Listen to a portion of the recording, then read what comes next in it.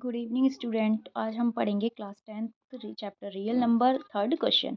ठीक है, इसमें क्या है कि find the LCM and HCF of the following integers by applying the prime factorisation method.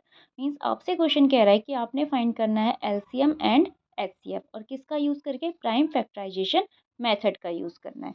ठीक है, तो फर्स्ट पार्ट है 12, 15 एंड 21। ठीक है, तो अब आपने 12 का करा प्राइम फैक्टर, तो 2 6 जा 12। ठीक है, 6 टाइम डिवाइड हुआ, फिर 2 3 जा 6, 3 1 जा 3। ऐसे ही 15, 3 5 जा 15, 5 1 जा 5 और 3 7 जा 21, 7 1 जा 7। ठीक है, तो ये क्या आया, इसके प्राइम फैक्टर्स आ गए। तो 12 का देखा तो 2 इंटू 2 इंटू 3, ये आपने इनके प्रोडक्ट के फॉर्म में लिख दिया। ऐसे ही 15 3 इंटू 5 और 21 3 इंटू 7। अब आपको मेन जो आपको फाइंड करना था वो एचसीएफ और एलसीएम फाइंड करने थे। तो हम देखेंगे कि एचसीएफ क्या होता है। एचसीएफ होता है बेटा हाईएस्ट कॉमन फैक्टर, यानी कि इन तीनों फैक्टर्स जो आपके नंबर्स है उनमें जो कॉमन फैक्टर होगा वो उसका एचसीएफ होगा।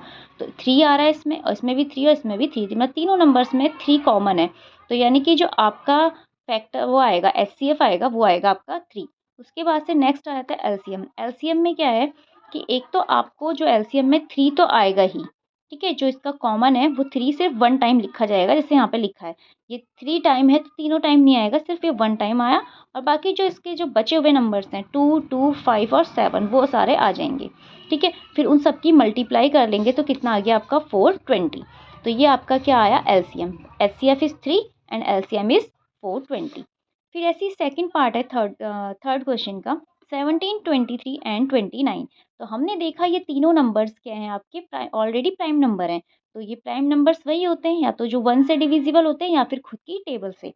तो 17 1 जा 17, 23 1 जा 23 एंड 29 1 जा 29, क्योंकि किसी और की टेबल में आते ही नहीं है। ठीक है, तो एचसीएफ ऑफ 17 23 एंड 29 का क्या होगा बेटा, देखो जब तीनों में कॉमन कुछ नहीं है तो कॉमन ऑलरेडी 1 होता ही है। आपसे कहा था कि अगर किसी नंबर पे कॉमन नहीं होगा तो 1 होगा। ठीक है, तो एलसीएम ऑफ 17 23 एंड 29 का एलसीएम, तो यानी कि तीनों नंबर्स की आपस में क्या हो जाएगी, मल्टीप्लाई हो जाएगी।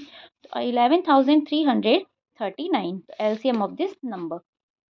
नेक्स्ट है आपका थर्ड पार्ट 8 9 25। तो 8 के फैक्टर 2 2 2 आए, और 9 के फैक्टर 3 3 एंड 5 के प्राइम फैक्टर 5 इंटू 5।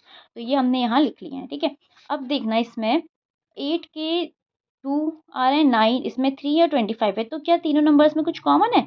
नहीं है। नहीं है तो यानी कि एचसीएफ क्या होगा, 1 होगा, क्योंकि एचसीएफ में कॉमन नंबर आता है, तो कुछ नहीं है तो यानी कि 1 होगा। ठीक है, फिर एलसीएम। तो एलसीएम ऑफ 8 9 एंड 25, एलसीएम में आपके ये तीनों नंबर्स आ जाएंगे। 2 इंटू 2 इंटू 2, ये 3 टाइम यहाँ लिख लिए। ऐसे ही आपका 3 इंटू 3 यहाँ आ गया है, और फिर 5 इंटू 5, ये 5 इंटू 5। तो इन सबको आपस में मल्टीप्लाई करके जो आंसर आया आपका 1800 आया है। आपका थर्ड क्वेश्चन कंप्लीट होता है। थर्ड के 3 पार्ट थे वो हमने इसमें कंप्लीट कर लिए। मिलते हैं आप आपसे नेक्स्ट वीडियो पे। Thank you.